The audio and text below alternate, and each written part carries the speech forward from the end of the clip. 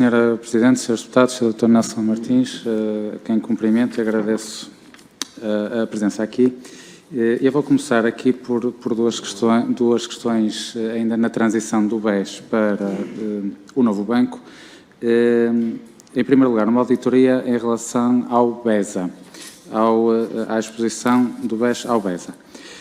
É-nos referido neste relatório da auditoria que o relacionamento era ao nível da administração e que não existia análise de risco por parte do Departamento de Risco Global, nem quanto ao perfil de risco da entidade, nem quanto às operações de crédito que são aprovadas. Aliás, até 2013 não existia sequer uma visão da exposição global nas aprovações que eram feitas. A exposição do BES ao BES aumenta de 2010 para 2014 de 1,4 mil milhões de dólares para 4,4 mil milhões de dólares, com a justificação de financiar a exposição, a expansão da atividade, nomeadamente o crédito que o BES apoiava aos seus clientes.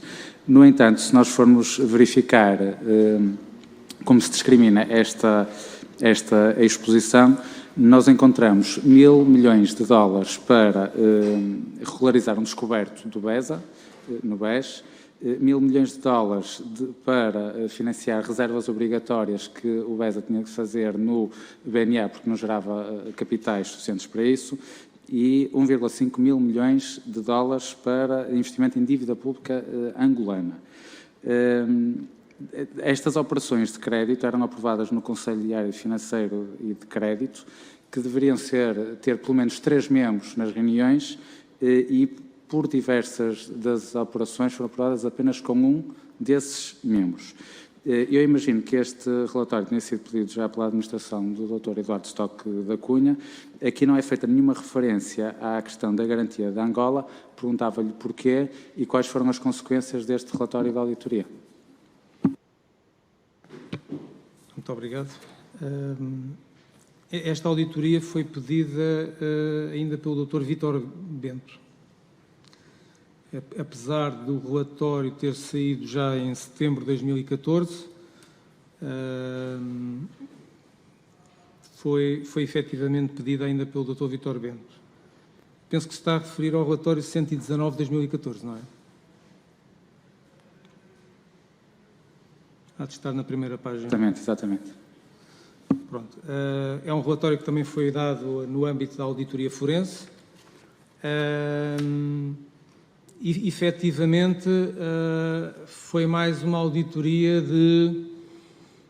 de diagnóstico. Isto é, qual é que é a situação, qual é que é a natureza desta exposição, como é que isto evoluiu, quem é que interviu. Efetivamente há essa referência à questão do processo de decisão, embora recorde que depois as operações de qualquer forma foram todas ratificadas no órgão, Comissão Executiva.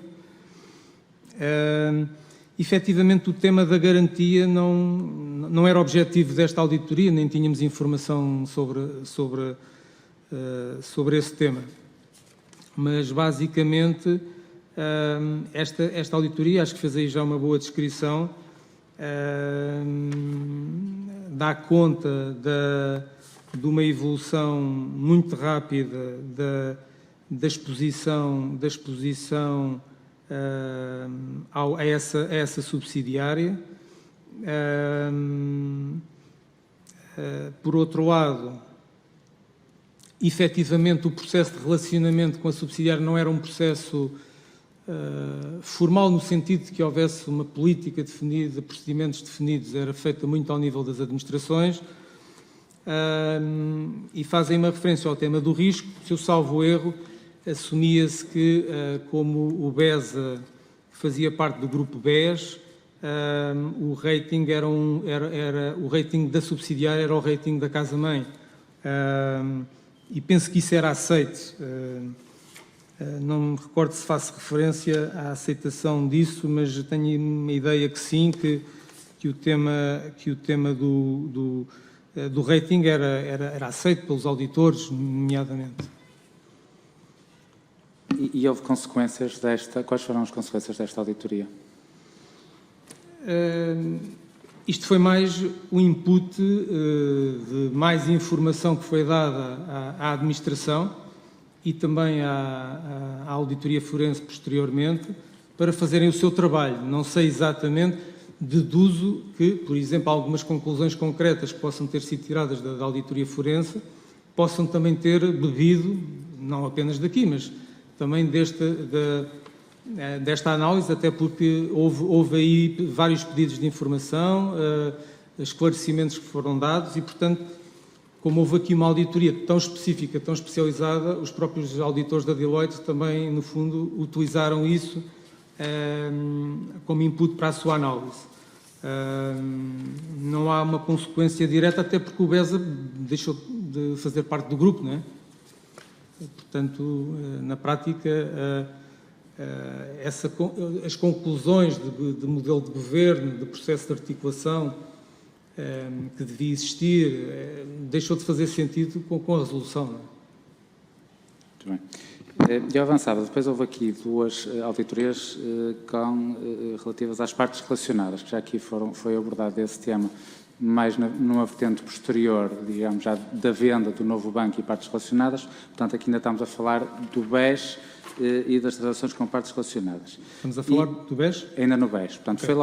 foi logo após o Dr. Vítor Bento entrar em funções, até admito que tenha sido, a pedido da administração dele, tenha sido feita esta auditoria, porque foi feita na segunda quinzena de julho, portanto, a sua referência e os trabalhos, que tem a ver com o seguinte: após o insucesso das ações que o Banco de Portugal determinou no ring fencing, nas escrow accounts do BES, portanto, intensificou essas medidas numa carta de 4 de junho de 2014, em que diz expressamente proíbe o financiamento de qualquer entidade do grupo, da parte não financeira do Grupo Espírito Santo.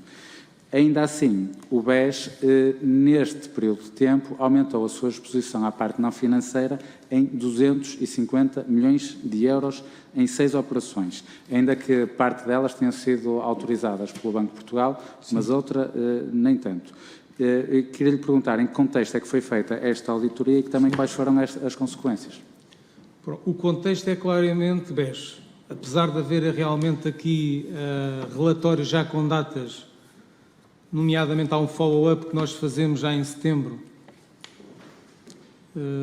que eu não sei se julgo que sim, que vocês pediram. Sim, mas, sim, nós temos. Pronto, isto foi até muito na sequência da auditoria forense, em que nós não tínhamos conseguido, ou melhor, tínhamos feito um relatório emitido em julho,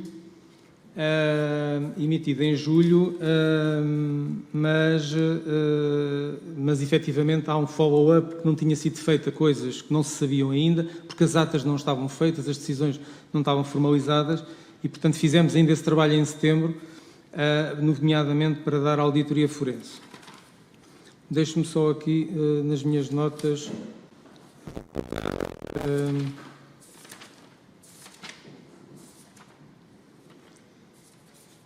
recordar o tema das partes relacionadas.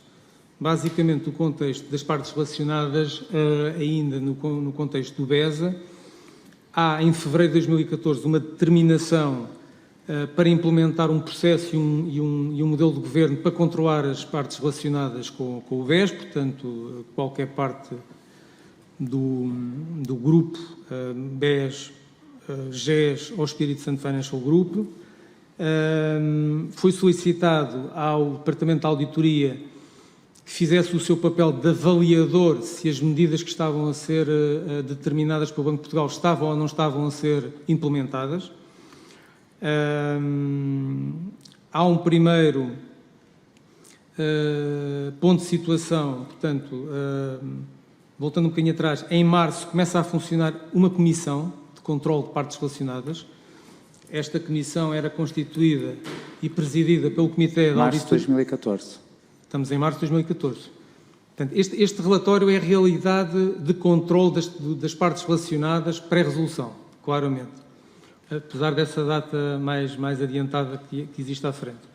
Há uma comissão implementada, portanto, tem como membros a Comissão de Auditoria, é presidida pelo Presidente do Comitê de Auditoria, e também pelo administrador do risco, do BES, também com o envolvimento do Departamento de Risco.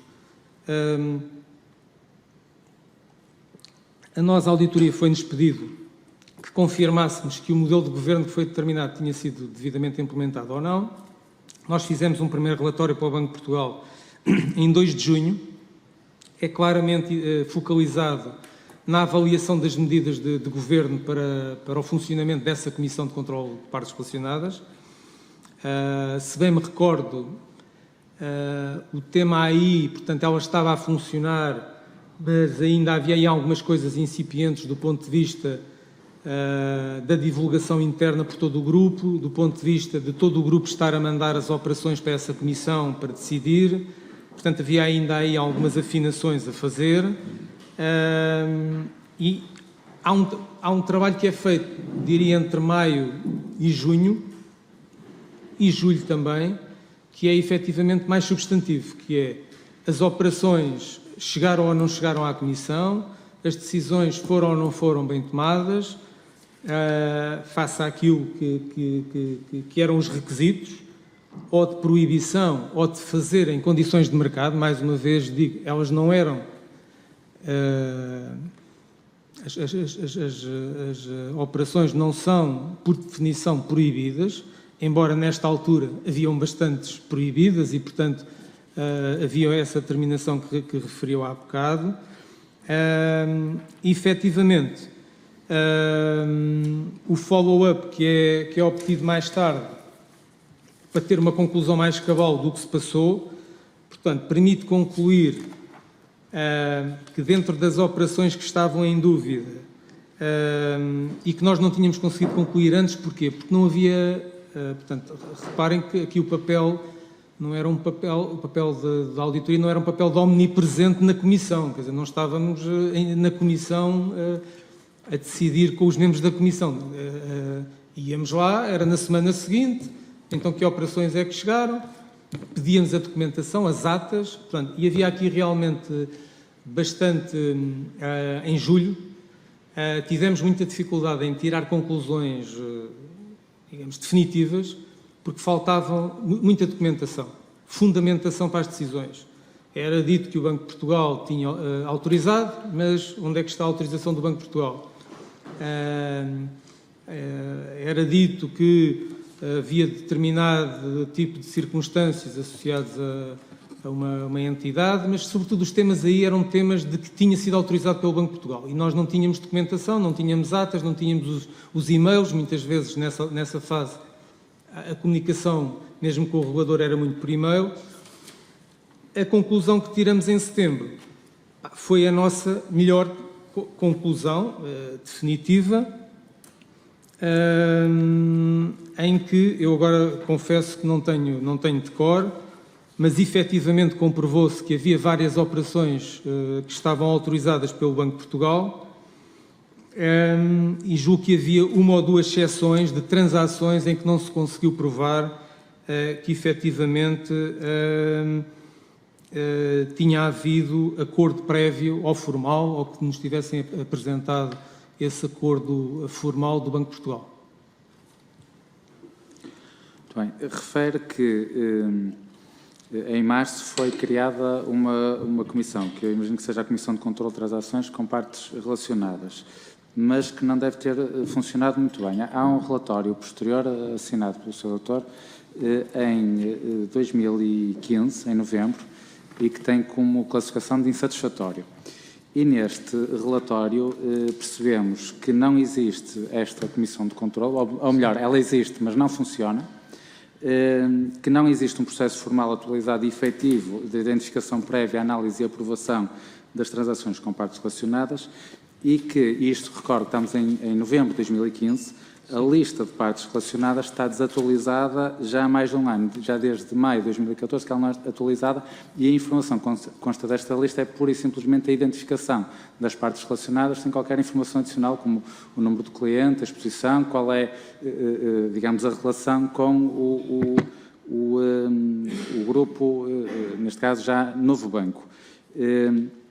E queria perceber o que é que aconteceu entre uma e outra, porque de facto não se notam muitas melhorias, e se de facto depois desta segunda auditoria se houve alguma coisa que mudou ao nível do relacionamento com as partes relacionadas.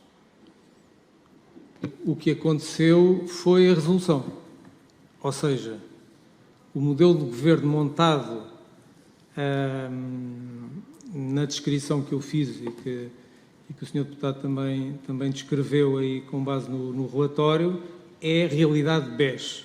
Ou seja, é um modelo de governo BES, com a Comissão de Auditoria do BES, com o administrador do BES, e, portanto, com a resolução, eu diria que, naturalmente, ainda que não se tenha perdido tudo, porque houve conceitos e regras que ficaram, como eu dei há bocado um exemplo em que analisámos em 2015 todo o crédito que foi dado intragrupo ao Grupo Novo Banco, dentro das empresas do Grupo Novo Banco, e estavam todas bem aprovadas e em condições de mercado, portanto não se perdeu tudo, mas efetivamente o modelo ficou desatualizado. Implicava que se fosse atualizado, seja do ponto de vista dos órgãos, desse órgão, que na verdade depois não foi aproveitado, porque hoje quem tem o papel essencial aí nos pareceres quando há transações com partes relacionadas é o Departamento de Compliance e é o órgão de fiscalização. Mas efetivamente, pronto, e aí é o papel do auditor interno, que é, vamos ver como é que isto está, este tema é um tema relevante, mais do que relevante, é um tema regulamentar, é um tema legal, e efetivamente, nessa altura, quando é feita essa auditoria, os trabalhos estavam em curso para a definição da política e para a definição do processo de controle. Portanto, a notação de insatisfatório decorre de que, efetivamente, isso não estava feito ainda, nessa altura.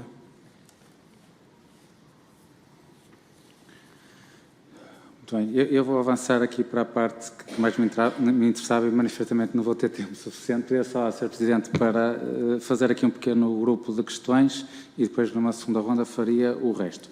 Tem a ver com alguns relatórios a grupos económicos, um deles o Sr. já referiu à Proma Valor, que foi feita uma auditoria específica e são relatórios verdadeiramente arrasadores da forma como era concedido o crédito, mas sobretudo também como era feito o acompanhamento dessa concessão do crédito. Por exemplo, do grupo Proma Valor, nós vemos que ocorreram várias reestruturações da dívida, 2009, 2011 e 2012. Por exemplo, em 2009 faz-se uma reestruturação de 50 milhões e concede-se mais 100 milhões de créditos a isto. Em 2012 há a venda do fundo FIMS Oriente, que supostamente era o fundo que ia libertar cash flows para liquidar a operação de 160 milhões de euros, que é feita essa venda, há um encaixe de 126 milhões de euros e não há qualquer redução nessa exposição. Há, em 2012, uma redução da exposição por esta via em termos globais, mas depois até 2014 sobe exponencialmente em 160 milhões a exposição ao Grupo Proma Valor sem garantias reais adicionais. Passamos de uma cobertura de 66%, 64%, para 33% de garantias reais. São identificados vários contratos de valores superiores a 100 milhões de euros de crédito por formalizar, várias garantias em contratos de crédito de 80 milhões de euros que também estão por formalizar, de contratos que já foram concedidos, utilização de verbas para fins que não são aqueles que foram identificados na operação, vendas de imóveis abaixo do valor do distrato, em que geram aqui um buraco que se estima na ordem de uns 1,9 milhões de euros. Portanto, aquela ideia que se cria de pôr uma placa a dizer que está à venda, por si só torna o empreendimento vendável, é fácil assim com um buraco desta natureza. Portanto, há aqui um claro incumprimento dos despachos de aprovação. Que são concedidas novas operações que são para reestruturar operações antigas, mas sem reforço de garantias e algumas até com aumento do valor. Portanto, há aqui um conjunto, há contas correntes que estão utilizadas no máximo desde 2009, portanto isto estamos a falar em 2015, e aquilo que lhe queria perguntar, agradecendo a tolerância do Sr. Presidente, é como é que foi possível tudo isto ter sido acontecido, como é que havia tanto falta de controle que permitisse que todas estas situações acontecessem. Pronto, efetivamente, esse foi o nosso diagnóstico, portanto, eu penso que esteve a citar o nosso relatório. Pronto, efetivamente as conclusões foram essas. Nós tivemos o cuidado aí também de, portanto, o objetivo deste trabalho foi também permitir documentar a administração da altura e as partes interessadas, a área de risco, etc., face àquilo que era a reestruturação que estava a ser pensada e que estava a ser analisada, para que nada faltasse do ponto de vista de informação. Efetivamente, nesse relatório nós também referimos que os riscos que existiam neste grupo foram por várias vezes identificados, seja pelo Departamento de Auditoria, seja pelo Departamento de Risco. Em vários momentos houve recomendações, seja de maior acompanhamento do risco, do conhecimento dos projetos, da finalidade do crédito, seja quanto aos temas das garantias e do reforço de garantias. Esse é um tema realmente relevante, porque foram assinados contratos de crédito e deixou-se, penso que numa base de confiança, as garantias para constituir a posteriori. Não é um procedimento normal no banco. Excepcionalmente ocorria, devidamente aprovado pelo Conselho, só assim, por ser necessário, por qualquer razão, acelerar a disponibilização do crédito e, portanto, efetivamente houve contratos de crédito que se fizeram com garantias por formalizar. Mas é uma boa questão que eu, no fundo, o que eu consigo dizer é nós também identificámos, ou seja, nós também reportávamos. Estes grupos também foram escrutinados pelos exercícios transversais de 2011 a 2014. Também é importante que seja dito. Estava aqui, recordo-me ter estado um bocadinho a recordar este tema, porque já tem alguns anos esta auditoria, e antes disto estamos a falar de 2010, 2011, em que foram feitas, salvo erro, nessas datas, isso está escrito no relatório, alguns alertas de risco, mas mesmo do exercício de 2013 do ETRIC 1, houve efetivamente uma recomendação para a subida da taxa de imparidade de 10% para 15%. Portanto, era um grupo que preocupava, haviam recomendações de risco, efetivamente. Não consigo dizer mais do que isto, portanto, a auditoria para no momento em que reporta e a gestão tem que tomar as decisões necessárias para corrigir, não é? E, portanto, efetivamente, esta auditoria já em 2015 conclui que há coisas que não foram corrigidas atempadamente, o que torna hoje a situação de maior risco, porque efetivamente a cobertura por garantias reais é muito baixa, como estava a dizer. Esta falta de controlo e de acompanhamento é absolutamente assustadora. Há aqui um episódio que é surreal. Quando confrontam o Centro de Empresas que acompanha o cliente sobre a falta de formalização de algumas garantias, e eles dizem isto: fomos verificar os contratos e confirmamos com alguma surpresa que os mesmos referem um conjunto de garantias a constituir a posteriori. Por desconhecermos, nada tem vindo a ser feito no sentido de concretizar essas garantias, sendo que algumas delas já não podem ser constituídas. Ou seja, nem quem acompanhava diretamente o cliente tinha sequer consciência de que existiam garantias por formalizar e não havia nenhuma entidade no banco que os obrigasse a cumprir o despacho que tinha sido aprovado anteriormente. Só posso concordar que, efetivamente, haver esse desconhecimento de informação por quem geria, efetivamente, era grave. Do ponto de vista de alguma consequência destas auditorias, muitos dos interlocutores saíram do banco no período pós-resolução e, portanto, também não permitiu outro tipo de atuações. Enfim, há muitos temas que foram pelas várias administrações sendo comunicados ao Ministério Público. Não estou a dizer que este foi, mas a partir do momento em que se identificam situações realmente graves, ainda que se conhecesse o risco, mas não se conheciam, tem a ver com os trabalhos que são feitos, uma gravidade tão elevada em algumas práticas, depois quando os elementos não estão para os confrontar e para perceber, e há coisas que poderiam ser esclarecidas eventualmente com inquirições, como nós também fazíamos, mas isso já não foi possível.